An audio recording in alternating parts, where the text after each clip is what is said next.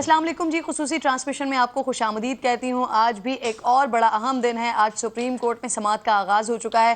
اس article 5 کے تحت جو ڈپٹی اسپیکر کی جانب سے رولنگ دی گئی ہے اس پر، اس کے ساتھ ساتھ دوسری طرف لاہور میں، پنجاب میں اب کل ہونا ہے انتخاب وزیر اعلیٰ کا، تو اس کے حوالے سے بھی بڑی زبردست ہیپننگ وہاں پر ہو رہی ہے۔ اور ہیپننگ ایسی ہے کہ جو پاکستان تحریک انصاف کے اپنے لوگ ہیں ان کی جانب سے، پہلے چودھری سرور کو ہم نے دیکھا، پھر اس کے بعد علیم خان کو ہم نے دیکھا، ان کی جانب سے بہت زیادہ اب جو ہے کھل کر سامنے بات کی جا رہی ہے۔ تو آج اپنی ٹرانسمیشن میں یہ بھی ڈسکس کرنے کی کوشش کریں گے کہ آخر ایسے کون سے عوامل ہیں، کون سے ریزنز ہیں، اور صرف یہ تو نہیں ہو سکتا کہ اپوزیشن ہی پاکستان تحریک انصاف کے گرد گھیرا تنگ کرنے کی کوشش کر رہی ہے۔ وہ اندرون خانہ کچھ ایسا ہوا ہے کہ جس کی بنیاد پر ان کے اپنے لوگ بھی اب کھل کر سامنے آنے لگے ہیں، بات کرنے لگے ہیں۔ اس کے ساتھ ساتھ ایک اسپیکر صاحب کے حوالے سے بھی خبر آئی ہے، اس کی بھی کیا ڈیٹیلز ہیں، اس کی حقیقت کیا ہے، کتنا ہمارے جو پینل کے لوگ ہیں وہ کھوج لگا سکے ہیں کہ آیا واقعی ایسا ہوا ہے یا نہیں ہوا۔ اسد قیصر صاحب کے حوالے سے خبریں آ رہی ہیں کہ انہوں نے جو رولنگ تھی جو ڈپٹی اسپیکر نے دی ہے، انہوں نے اس سے انکار کر دیا تھا، جس کی وجہ سے انہوں نے اس اجلاس کی صدارت نہیں کی تھی۔ اور پھر اس کے بعد جب وہاں پر موجود رپورٹرز حضرات پارلیمنٹ میں اسمبلی کے باہر ان لوگوں نے جب پوچھنے کی کوشش کی ہے اسد قیصر صاحب سے، تو انہوں نے کہا کہ دیکھیں جی اب معاملہ سپریم کورٹ میں ہے، اب وہاں سے ان کا فیصلہ آنے دیں، ان کے ریمارکس سامنے آنے دیں، جب تک انتظار کیجئے۔ تو بہت سارے عوامل ہیں، بہت سارے معاملات ہیں، ان تمام کو ہم ڈسکس کریں گے بیٹھ کے۔ خالد عظیم صاحب میرے ساتھ موجود ہیں اسٹوڈیو میں۔ السلام علیکم خالد صاحب۔ اس کے ساتھ ساتھ نعیم حنیف صاحب مجھے جوائن کر چکے ہیں، آپ کو بھی خوش آمدید کہوں گی۔ خالد صاحب آپ سے ذرا بات کا آغاز کرتی ہوں، کیونکہ سپریم کورٹ میں اب سماعت کا آغاز ہو گیا ہے، 12 بجے کا ٹائم دیا گیا تھا۔ کیا سمجھ رہے ہیں سر؟ کل تک ہم یہ کہہ رہے تھے کہ ایسا تاثر ملتا ہے، ایسا محسوس ہوتا ہے کہ آج کچھ نہ کچھ سامنے آ جائے گا، کوئی کلیئرٹی آ جائے گی۔ رضا ربانی صاحب کے سٹیٹمنٹ سے ایک طرف دیکھیے، دوسری طرف کل کے سٹیٹمنٹس دیکھیے۔ جسٹس اعجاز الحسن نے کہا کہ ہم ہوا میں کوئی فیصلہ نہیں دے سکتے، ہمیں سب کی بات سننی پڑے گی اور پھر اس کے بعد کوئی فیصلہ دیا جائے گا۔ اب اس کی روشنی میں کیا دیکھ رہے ہیں آپ؟ آج کیا ہو سکتا ہے ممکنہ طور پر؟ دیکھیں جی، ایک پہلی بات تو یہ ہے کہ ایک چھوٹا معاملہ نہیں، بہت بڑا معاملہ ہے۔ آئین شکنی کا معاملہ ہے سر بیسکلی۔ نمبر 1 نمبر 2 اس کو کیس آف فرسٹ امپریشن ہم وہ اصطلاح استعمال کرتے ہیں، جو بھی اپنی نوعیت کی جو پہلی چیز ہوتی ہے اس کے لیے یہ اصطلاح استعمال کی جاتی ہے۔ تو پہلا ایسا موقع ہے کہ تحریک عدم اعتماد پہ ووٹنگ جو ہے وہ ایک رولنگ کی وجہ سے رکی ہے۔ اب دیکھنا یہ ہوگا کہ کیا ڈپٹی اسپیکر جو ہیں وہ یہ رولنگ دینے کے مجاز تھے یا نہیں تھے، اور اگر انہوں نے یہ رولنگ دی ہے تو کیا اس سے کوئی ایک ایسا پروسیس اس کو روکا جا سکتا ہے جو کانسٹیٹیوشن میں دیا ہے اور جس کی تکمیل جو ہے وہ کانسٹیٹیوشن کا تقاضا ہے۔ کون سی ایسی صورتحال ہے جو اس پہ حاوی آ سکتی ہے اور اس پروسیس کو جو ہے وہ روک سکتی ہے۔ تو یہ ساری چیزیں جو ہے عدالت کے بھی زیر غور ہے، عدالت اسی پہ ان سے دلائل بھی مانگ رہی ہے۔ اور بالکل ٹھیک کہا تھا جس اعجاز الحسن نے، اور باقی جج صاحبان کا بھی تقریباً یہی خیال ہے کہ جب تک اس کے سارے معاملات کو دیکھ نہ لیا جائے، کیونکہ یہ چھوٹا معاملہ نہیں، بہت بڑا معاملہ ہے، اس میں جو سپریم کورٹ کی اوپینین ہے وہ آئندہ کے لیے بھی بہت سا مثال سیٹ کرے گی سر۔ ہاں، وہ جو سیٹ کرے گی، کورس کو سیٹ کرے گی، کیونکہ یہ ہمیشہ عدالتی نظائر جو ہیں ان کا درجہ قانون کا ہوتا ہے۔ تو یہ قانون سازی ہی کا ایک عمل ہے، اس کو ہم کہتے ہیں اپنا لیجسلیشن تھرو ججمنٹس۔ تو اب اس لیے ان کو اس کے سارے پہلو جو ہے وہ دیکھنا ہوں گے۔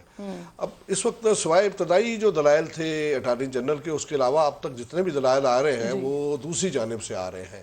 یعنی فاروق نائک صاحب نے دلائل دیے، اور اس کے بعد رضا ربانی صاحب نے دلائل دیے، پھر مسلم لیگ نون کے وکیل مخدوم علی خان جو ہیں اس وقت وہ دلائل دے رہے ہیں۔ تو وہ حکومت کا جو موقف ہے وہ اس کا بھی وہ سامنے جب وہ بھرپور انداز میں آئے گا، پورے استدلال کے ساتھ آئے گا، تو پھر اس کے بعد کورٹ تو ہمیشہ یہ کہتی ہے کہ دونوں سائیڈ کی انتہا جو ہے وہ ٹچ کرنے کے لیے کہتی ہے کہ آپ میکسیمم چلے جائیں، کہ آپ کا جو موقف ہے اس میں آپ کہاں میکسیمم کیا کہہ سکتے ہیں، اور دوسرے کے دلائل جو ہیں ان کو کیسے آپ رد کرتے ہیں، اور ادھر سے بھی کہا جاتا ہے کہ آپ میکسیمم پہ چلے جائیں۔ تو اس کے بعد پھر کورٹ کے لیے بہت آسان ہوتا ہے کنکلوڈ کرنا، اور اس میں یقیناً عدالت اس لیے بھی احتیاط برت رہی ہے کہ کسی حوالے سے کوئی ایسی چیز نہ ہو جس سے کہ غیر آئینی اقدامات جو ہیں وہ ان کی توثیق ہو سکے، یا ایسا کوئی اگر آئینی اقدام ہے تو اس کو یہ دبا دیں، تو کسی آئینی اقدام کے راستے کی کوئی رکاوٹ نہ بن سکے. صحیح سر, اور انتشار والی سچویشن بھی نہ پیدا ہو سر, اس کو بھی بالکل. خواجہ آصف صاحب بات کریں ذرا, ان کی گفتگو سنتے ہیں پھر واپس آتے ہیں. اور اس سے پہلے بھی خان صاحب کے متعلق ان کے حواری جو ہے یہ ایک امپریشن دیتے ہیں کہ باقی ہو سکتا ہے سارے چور ہوں لیکن عمران خان جو ہے وہ ایماندار ہے. کل علیم خان کی پریس کانفرنس, اس سے پہلے محسن بیگ جو ہے, یہ دونوں اس کے ساتھی ہیں, عمران خان کے ساتھی ہیں. انہوں نے جتنے سنگین الزامات لگائے ہیں عمران خان صاحب پہ, ان کی بیگم صاحبہ پہ, کہ جتنا مال انہوں نے اکٹھا کیا ہے ان کی بیگم صاحب کو جن رکھنے پڑے مال اکٹھا کرنے کے لیے. اس کے بعد کوئی شک شبہ نہیں رہتا کہ یہ پچھلے 3.5-4 سال پاکستان کی عوام جو ہے اس کے ایکسپنس پہ, مہنگائی کے ایکسپنس پہ, کرپشن کے ایکسپنس پہ انہوں نے جتنی دولت بنائی ہے, دونوں میاں بیوی نے, عمران خان صاحب نے اور ان کی بیگم نے. یہ وقت زیادہ دور نہیں ہے, بزدار ان کے خلاف وعدہ معاف گواہ بنے گا. جو مال اکٹھا کر کے لاہور سے یہاں بیچتا تھا, تھوڑا بہت اپنا بھی رکھ لیتا تھا, یہاں مال بیچتا تھا وہ. اور یہ ہم نہیں کہہ رہے, یہ ان کے ساتھی کہہ رہے ہیں, جو عینی گواہ کہہ رہے ہیں. ویڈیو اور آڈیو ٹیپس جو ہیں وہ جو ہے برسرے عام آ چکی ہیں. اس کے بعد کوئی شک نہیں رہا کہ پاکستان کی 74 سالہ تاریخ میں عمران خان سب سے زیادہ کرپٹ, ذاتی طور پہ کرپٹ, اور ساتھ کرپشن کا سرپرست جو ہے حکمران اس سے زیادہ کوئی نہیں ہوا. اور جو آئین کے ساتھ اس نے کرپشن کی ہے آج سے 2 روز قبل, اس کی بھی کوئی جو ہے مثال پاکستان کی تاریخ میں نہیں ملتی. اپنا میٹر, کرپشن کا میٹر چالو رکھنے کے لیے اس نے آئین کو پامال کیا, پارلیمنٹ کی بے توقیری کی اور قانون کی دھجیاں اڑائیں. میجورٹی ہمارے پاس تھی, اقلیت نے اکثریت کو جو ہے روند ڈالا پارلیمنٹ میں آج سے 2-3 روز قبل. ہم نہ صرف آرٹیکل 6 کا ان پہ مقدمہ چلائیں گے جس میں اسپیکر بھی ہوگا, ڈپٹی اسپیکر بھی ہوگا, عمران خان بھی ہوگا, اور وہ تمام اشخاص جنہوں نے اعانت کی ہے قانون اور آئین کو توڑنے میں, پامال کرنے میں, ان کے خلاف آرٹیکل 6 کا مقدمہ چلے گا. اور ساتھ ہم لوگ جو پچھلے 4 سال جو ہے کبھی FIA بکتے تھے, کبھی نیب کا سامنا کرتے تھے, کبھی اینٹی کرپشن کا سامنا کرتے تھے, انشاءاللہ تعالی جو ہے عمران خان اور وہ تمام افراد, چاہے وہ ان کے اہل خانہ ہوں, وہ قانون کا سامنا کریں گے. اور جو کرپشن انہوں نے کی ہے, ایک ایک پائی کا حساب پاکستان کے عوام بلکتے رہے, دوائیاں نہ ملیں, بیماری جو ہے اس کا علاج نہ کرا سکے, بچے اسکول نہ جا سکے, سر کے اوپر چھت کوئی نہیں تھا, پینے کے لیے صاف پانی کوئی نہیں تھا, اور وزیر اعظم جو ہے وہ پاکستان کی سب سے زیادہ کرپشن اور ڈکیتیاں جو کرتا رہا. اور سب سے دکھ کی بات ہے کہ اس کے حواری کہتے ہیں باقی چور ہو سکتے ہیں لیکن جو ہے عمران خان شریف ہے. عمران خان جو ہے وہ علی بابا ان 40 چوروں کا. اس نے جتنی کرپشن کی ہے انشاءاللہ تعالی ہم آپ پاکستان کی عوام سے وعدہ کرتے ہیں جلد یا بدیر جو ہے اس سے ایک ایک پائی. سب سے زیادہ ایمنسٹی سکیمز میں جو ہے, ایمنسٹی سکیم آپ کو پتہ ہے ٹیکس چوروں کے لیے آتی ہے, اس میں سب سے زیادہ عمران خان ہے, اور عمران خان کی ہمشیرہ نے اس سے فائدہ اٹھایا ہے. اسپیشلی ان کے لیے سکیمیں آتی رہیں کہ وہ اپنی بلیک منی جو ہے اس کو سفید کر سکیں. پاکستان کا قانون, پاکستان کا آئین, ہر چیز اس نے اپنی مرضی کے مطابق جو ہے ڈالنے کی کوشش کی. اس شخص کی جب وہ کرکٹر تھا اس کے بعد سیاستدان بنا, ساری زندگی اس کے ہاتھ لوگوں کی جیبوں میں رہے, اس نے روٹی بھی پلے سے نہیں کھائی.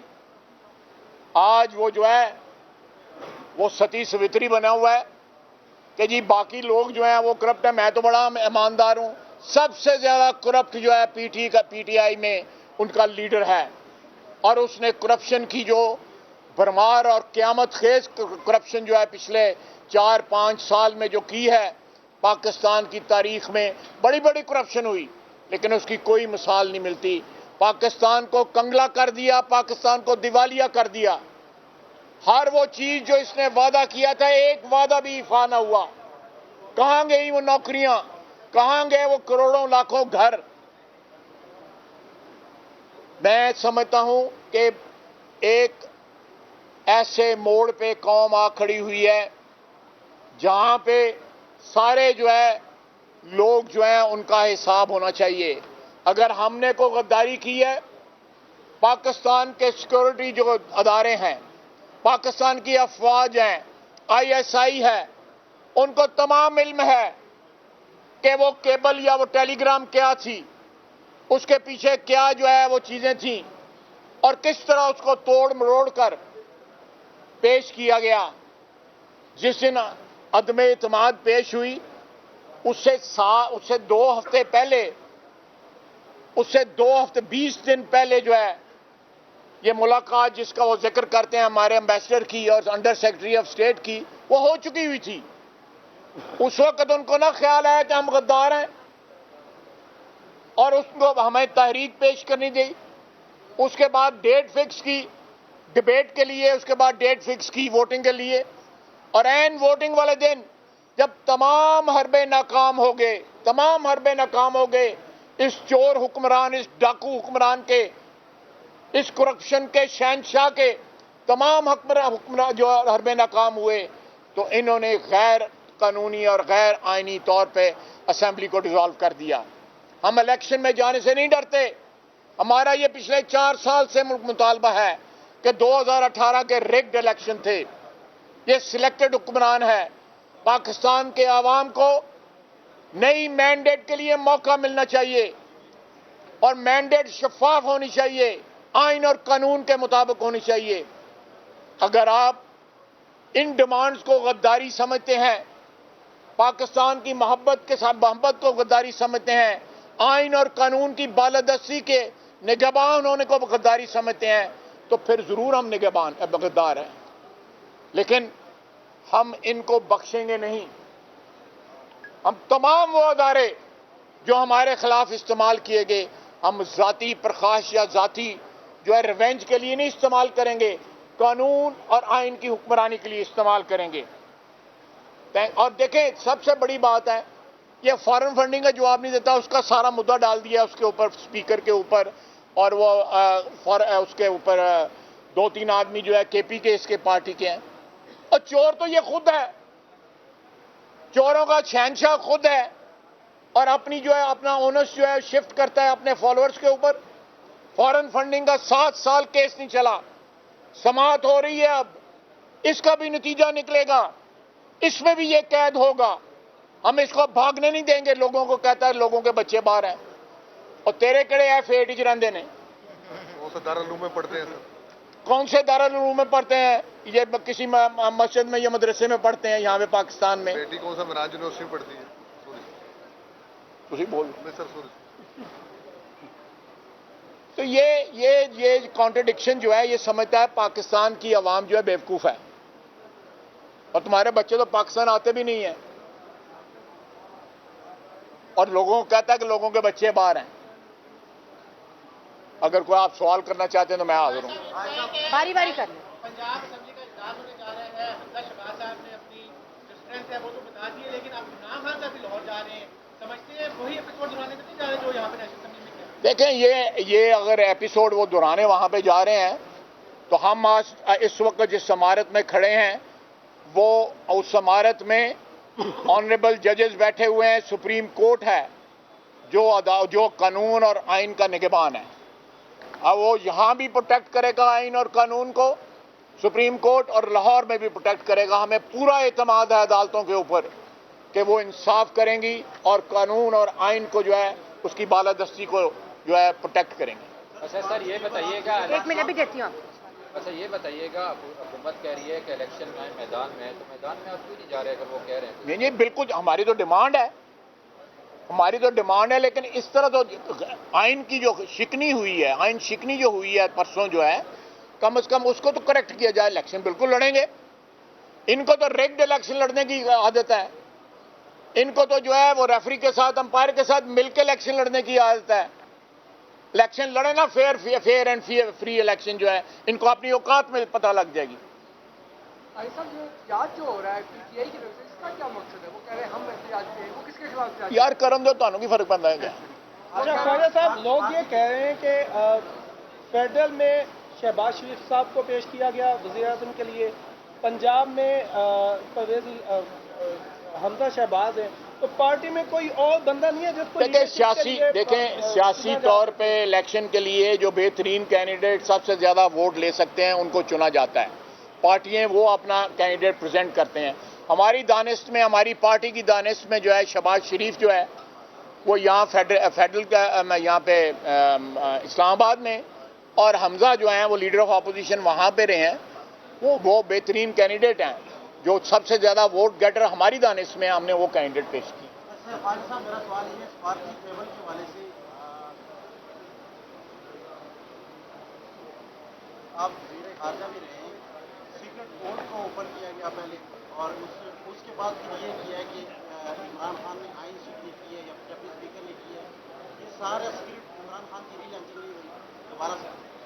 نہیں میں نہیں سمجھتا. میں سمجھتا ہوں یہ آخری ہچکیاں ہیں اور وہ ہاتھ پیر مار رہے ہیں. ڈوبتا ہوا ہے آدمی جو ہے جس طرح ہاتھ پیر مارتا ہے، کسی کی اس میں نہ کو پشت پناہی ہے، اور جس طرف آپ اشارہ کر رہے ہیں اس قسم کا کوئی چیز نہیں ہے. یہ مکمل اور ہونا بھی چاہیے. آئین ڈیمانڈ کرتا ہے. یہ میری اور آپ کی خواہش نہیں ہے، یہ آئین کی خواہش ہے. اور شارٹ ڈسیز کی توقع کر رہے ہیں آج؟ جی آج توقع کر رہے ہیں شارٹ ڈسیز؟ اللہ کرم کرے گا.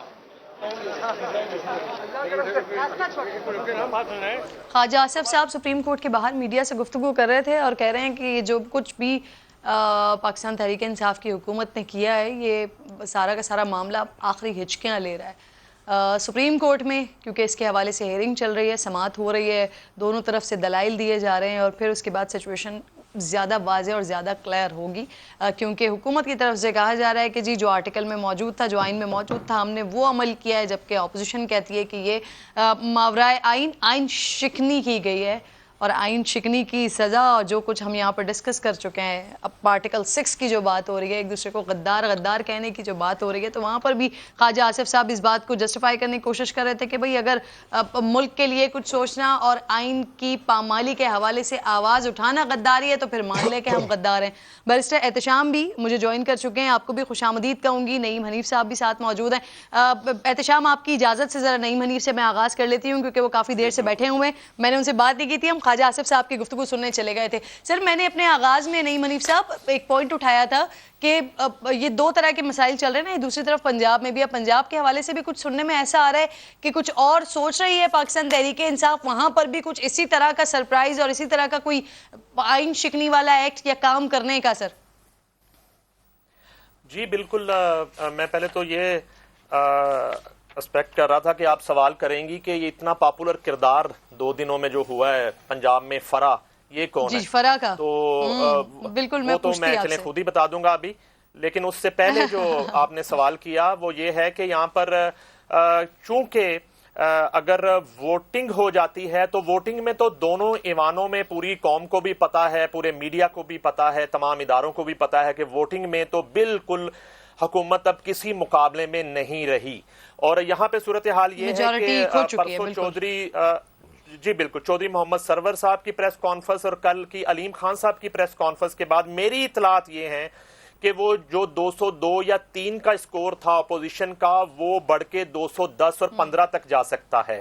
کل رات سے کافی ڈیولپمنٹ ہوئی ہیں. اسی خوف سے جو ہے وہ اب کاف لیگ کے اندر اسپیکر پنجاب اسمبلی نے کل رات ایک میٹنگ کی ہے کہ جن لوگوں نے وہاں پہ احتجاج کیا تھا اے سی بند ہونے پہ، لائٹس بند ہونے پہ، افطاری کا سامان اندر جو ہے نہ لے جانے پہ، تو ان کے خلاف کاروائی کر کے 18 سے 20 لوگوں کو جو ہے ان کی رکنیت معطل کر دی جائے اس سے قبل. اس طرح کے غیر آئینی اقدامات، مگر اس سے کوئی فرق پڑنے والا نہیں ہے.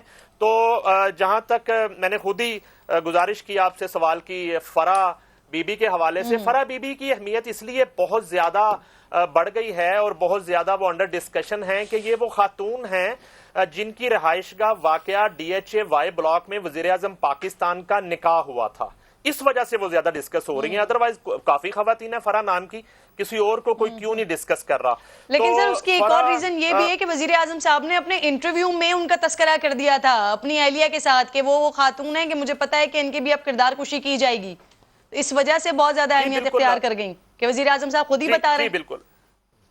جی بالکل. فرح عرف گوگی جو ہیں زوجہ احسن جمیل گجر، مبینہ طور پر وہ ملک سے جا چکی ہیں اور جب سے وہ 2 روز قبل سے مختلف پریس کانفرنس میں ان کا تذکرہ ہو رہا ہے. پنجاب کی جو بیوروکریسی ہے، چند بیوروکریٹس اور کچھ افسران جو ہیں وہ بڑے تذبذب کا شکار ہیں اور بڑی پریشانی پائی جا رہی ہے ان حلقوں میں. میں ایک چھوٹا سا واقعہ آپ کو بتا دیتا ہوں.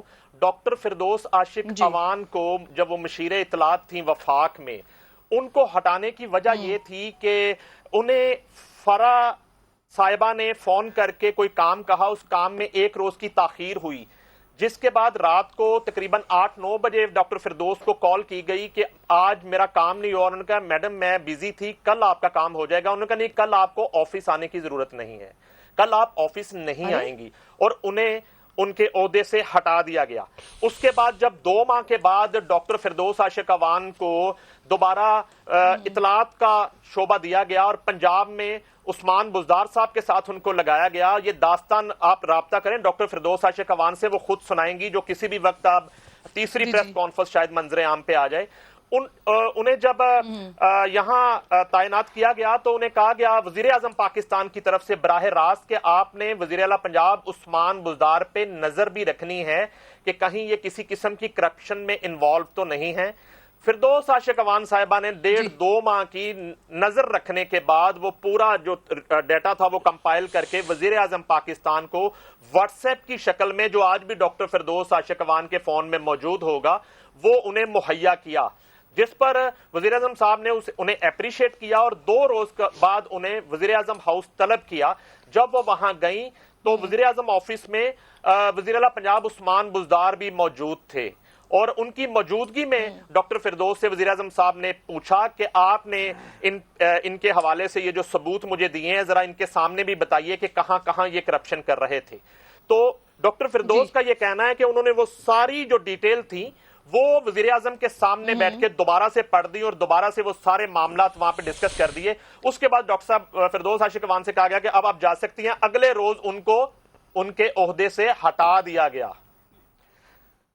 ڈاکٹر فردوس عاشق عوان کو یعنی وزیر اعظم صاحب کی نالج میں تھا یہ جو کل علیم خان کہہ رہے تھے کہ میں نے آپ کو بہت سارے میسیجز کیے اس حوالے سے. فردوس عاشق عوان صاحبہ جب وزیر اعظم صاحب کے پاس گئیں تو وہ ساری چیزیں بتا چکی تھی کہ کیا ہو رہا ہے اور مجھ سے کیا کروانے کی کوشش کی جا رہی ہے.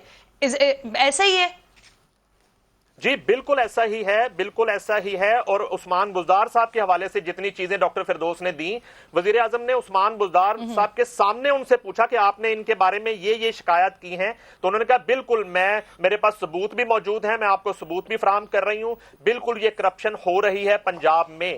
یہ جو ایک انویسٹیگیشن تھی، اس کے جرم میں ڈاکٹر فردوس کو ان کے عہدے سے ہٹایا گیا، جس کا اعتراف وہ کسی بھی وقت اگر آپ سے رابطہ ہو ان کا وہ کر سکتی ہیں کسی پریس کانفرنس میں. میں نے جیسے آپ نے کہا میں نے فوری طور پر ان کو رابطہ کیا ہے، اگر وہ جواب دے دیتی ہیں تو بالکل آن ایئر بھی کریں گے اور پھر کوشش بھی کرتے ہیں کہ ان کو ساتھ ہی ٹرانسمیشن کا حصہ بھی بنا لیں.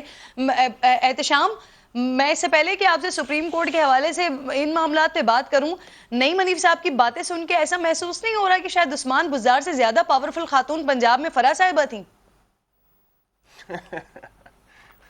عثمان بزدار سے زیادہ پاورفل بہت سارے لوگ تھے پنجاب میں. عثمان بزدار تو چلیں سامنے بیٹھے ہوئے تھے بطور وزیر اعلیٰ پنجاب، لیکن ہم سب کو پتہ ہے کہ سٹرنگز کہاں سے پل ہوتے تھے. تو عثمان بزدار صاحب تو صرف میں نے اس تناظر میں کہا ہے کہ ان کی کرسی کوئی نہیں چھین سکتا تھا، کوئی ہلا نہیں سکتا تھا. عمران خان کہتے تھے جب تک میں ہوں جب تک عثمان بزدار ہیں. لیکن اچھا میں ایک اور بات سوچ رہا تھا کرن کہ وہ لوگ یہ باتیں کرتے تھے کہ کسی نے عمران خان صاحب کو کہا تھا کہ بزدار صاحب کو آپ نے کرسی سے ہٹانا نہیں ہے کیونکہ جب تک بزدار کرسی پر ہے تب تک آپ کرسی پر ہیں.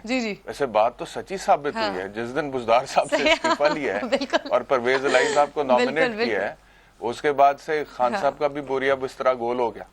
تو اس وجہ سے پتہ نہیں اب کیا وجہ تھی. بیرسٹر صاحب بقول سرائکی علاقے کے کچھ لوگوں کے کہ اس درویش کی آہ لگ گئی ہے وزیر اعظم صاحب کو. ہاں دیکھیں تو بہرحال یہ اب جتنی بھی باتیں خالد صاحب کر رہے ہیں نعیم حنیف صاحب کر رہے ہیں دیکھیں یہ تو اب نئی حکومت آئے گی نئی ایڈمنسٹریشن آئے گی تو پھر پتہ چلے گا کہ یہ کردار کی اصل حقیقت کیا تھی اور کیا واقعی کرپشن ہوتی رہی ہے. لیکن میں آپ کو یہ بتا دیتا ہوں اب میں مطلب کہ آپ کو اتنا بتا سکتا ہوں کہ پاکستان تحریک انصاف کے چند لوگ جو کہ بڑے اہم عہدوں پر رہے ہیں اور یہ میں آج کی بات نہیں کر رہا میں چند مہینے پہلے کی بات کر رہا ہوں ان کے ساتھ جب ہم بیٹھتے تھے آف دا ریکارڈ گفتگو ہوتی تھی تو وہ اس کردار کا ذکر کرتے تھے. دوسری بات یہ ٹرانسفرز اور پوسٹنگز کے حوالے سے بزدار ایڈمنسٹریشن پہ جو کرپشن کے الزامات لگ رہے ہیں یہ ذکر بھی میں نے پاکستان تحریک انصاف کے لوگوں کی اپنی زبانوں سے سنا ہوا ہے اور وہ خود یہ کہتے رہے ہیں کہ کسی اور دور میں پہلے ہم نے یہ نہیں دیکھا تھا کہ ڈی سی کا اتنا ریٹ ہے ایس پی کا اتنا ریٹ ہے ایس ایچ او کا اتنا ریٹ ہے لیکن ابھی یہاں پر پنجاب میں یہ ہو رہا ہے لیکن پتہ نہیں عمران خان صاحب کو کیوں نہیں نظر آ رہا. تو پاکستان تحریک انصاف کے اپنے اندر یہ کنسرن بہت زیادہ تھا اور اس کو لے کر کے عمران خان صاحب تک پہنچانے کی کوشش بھی کی جاتی تھی لیکن پرابلم وہی ہوتا ہے کہ جب ایک بندہ ایک ایسے اہم عہدے پر پہنچ جاتا ہے تو وہ ان ایکسیسیبل ہو جاتا ہے. میں آپ سے بتاؤں کہ ایک دفعہ پرائم منسٹر صاحب ادھر لاہور آئے ہیلتھ کارڈ کے اجرا کی تقریب تھی اور اس میں انہوں نے خطاب کرنا تھا. مجھے بھی انویٹیشن آ گیا جو ڈی جی پی آر ہوتا ہے یہ سرکاری محکمہ ہاں جی انہوں نے مجھے کہا جی بیرسٹر صاحب آپ نے بھی وہاں میں چلا گیا جی میں وہاں پہ بیٹھا تو وہاں پہ جو میں نے ماحول دیکھا نا گورنرز ہاؤس کی ساری security was taken over by the security of the prime minister. Humayun Akhtar Khan صاحب جو کہ بڑے اہم ایک پاکستان تحریک انصاف کے رکن ہیں ان کو اندر جانے میں دقت پیش آ رہی تھی ان کو میں نے وہاں پر بحث کرتے ہوئے دیکھا اور اس کے بعد پھر خان صاحب کوئی 1.5-2 گھنٹے بعد جب آئے تو سیکیورٹی کا ایک حصار ان کے گر تھا. سب سے پہلے تو ان کے جو لاڈلے ترجمان ہیں جو ابھی بھی ٹائیگرز ان کو کہہ رہے ہیں کہ سر یہ ہم نے دیکھیں کیا کر دیا اپوزیشن کو شوک کر دیا سب سے قریب وہ تھے جب خان صاحب چل کر آ رہے تھے جو خان صاحب کا سٹائل ہے سب سے قریب وہ تھے. اس کے ساتھ وزراء تھے اور اس کے پیچھے ایک لمبی ٹیم تھی they were like 50-60-100 people جب خان صاحب آئے ہیں ان سب کو سیکیورٹی نے اپنے حصار میں لیا ہوا تھا. اس کے اوپر ISI کی سیکیورٹی تھی MI وغیرہ جتنی بھی ساری.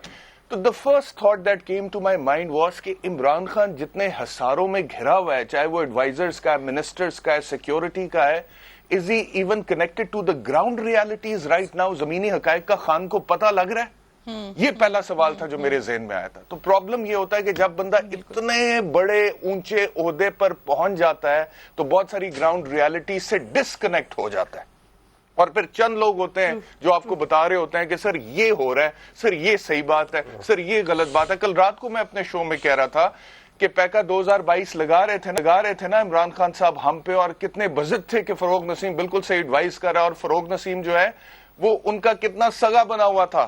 وہ کہہ رہا تھا خان صاحب آپ کی اہلیہ کے خلاف سازش ہو رہی ہے ایسے جیسے فروغ نسیم سے زیادہ کسی کو دکھ ہی نہیں ہے.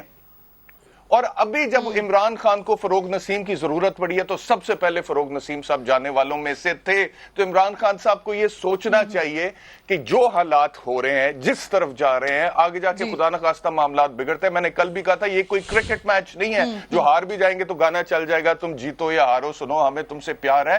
دس از اے پولیٹیکل ٹرموائل. اس میں اگر ہاریں گے تو کانسیکوینسز ہوں گے. اپوزیشن بات کر رہی ہے آرٹیکل 6 کی.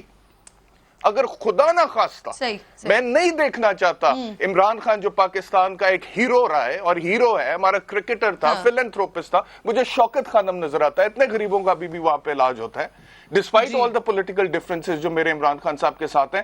میں نہیں دیکھنا چاہوں گا ایک پاکستانی کی حیثیت سے کہ عمران خان جو اس قوم کی ڈارلنگ رہا ہے ہیرو رہا ہے وہ کسی ایسی سازش کا وکٹم بن کے اس کے نتائج بھگتے. اور ریسپانسبل کون لوگ ہوں گے؟ وہ لوگ ہوں گے جو ابھی کہہ رہے ہیں جو ان کے موجودہ لیفٹ رائٹ نے ان کے موجودہ لیفٹ رائٹ نے ان کو گمراہ کر کے اس اسٹیج پر پہنچا دیا. آپ جو بات کر رہے تھے نا پنجاب کی, میں آپ کو ایک بات بتاتی ہوں احتشام, ابھی کیونکہ میں کراچی سے بیٹھ کے شو کرتی ہوں, لیکن جب میں پچھلے 10-15 دنوں سے یہاں اسلام آباد میں ہوں, میں یہاں پر آئی ہوں, وہاں پر جب میں تھی تو مجھے یہ سننے کو ملتا تھا کہ پنجاب میں کچھ نہیں ہوا ہے, پنجاب میں کچھ ہوتا ہی نہیں ہے. جو شہباز شریف صاحب کا دور تھا اس دور سے بڑا مختلف پنجاب ہو گیا. عثمان بزدار صاحب بالکل کیپیبل ہی نہیں ہے کچھ کرنے کے. لیکن جب میں خود پنجاب میں بیٹھی ہوئی ہوں تو مجھے یہاں پر عام لوگوں سے یہ سننے کو ملتا ہے کہ پنجاب میں جتنی کرپشن ہوئی ہے اتنی پورے پاکستان میں نہیں ہوئی 3.5-4 سالوں میں. تو اس پر بھی بیٹھ کے مزید ذرا اس کو ڈسکس کرتے ہیں, کیونکہ جتنا کچھ میں بھی آپ لوگوں سے سن رہی ہوں, اسپیشلی نعیم منیف صاحب جو کچھ نکال کے لا رہے ہیں اور جتنی پھر پریس کانفرنسز ہو رہی ہیں اس میں پتہ چل رہا ہے, تو واقعی ایسا لگتا ہے کہ جتنی کرپشن پنجاب میں ہوئی ہے وہ کہیں اور نہیں ہوئی ہے. میرے ساتھ حیدر وحید صاحب بھی مجھے جوائن کر چکے ہیں.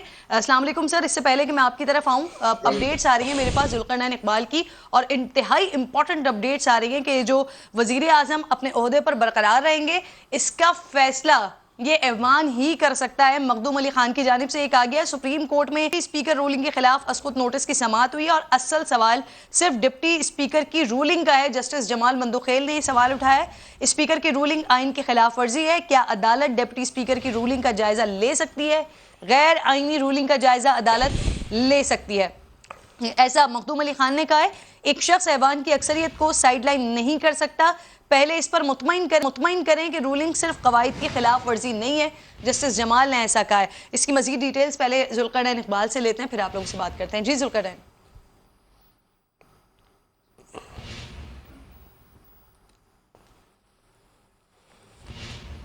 ذوالقرنین سے اس کی تفصیل لیتے ہیں. خالد عظیم صاحب, یہ تو بڑی امپورٹنٹ گفتگو وہاں پر چل رہی ہے. جسٹس جمال کی جانب سے جو سوالات ہو رہے ہیں اور جو وضاحت کی جا رہی ہے, تو امپورٹنٹ تو چل رہا ہے سب کچھ اس وقت. جی دیکھیں, یہی کویسچنز ہیں جن کو ایڈریس کرنا ہے, اور پھر جب وکلاء دلائل دیتے ہیں تو اس میں سے جو پوائنٹ سامنے آتے ہیں, چونکہ ججز نے اپنے ذہن میں بنایا ہوتا ہے کہ وہ نکات کون سے ہیں جن کو ہم نے ڈیسائیڈ کرنا ہے. یہاں پہ ظاہر بنیادی نقطہ تو یہ ہے کہ اسپیکر کی یہ رولنگ جو ہے وہ آئینی ہے. کیا اسپیکر ایسی کوئی رولنگ دینے کے مجاز ہے جو کہ آئین کی کسی ایک شق کو عملی طور پہ ریڈنڈنٹ کر دیں, اس کو غیر مؤثر کر دیں, اور وہ جو ان کا آرٹیکل 69 کا اختیار ہے وہ اس کا پھیلاؤ کہاں تک ہے, کہاں پہ جا کے جو اس کے اوپر کوئی قدغن لگتی ہے.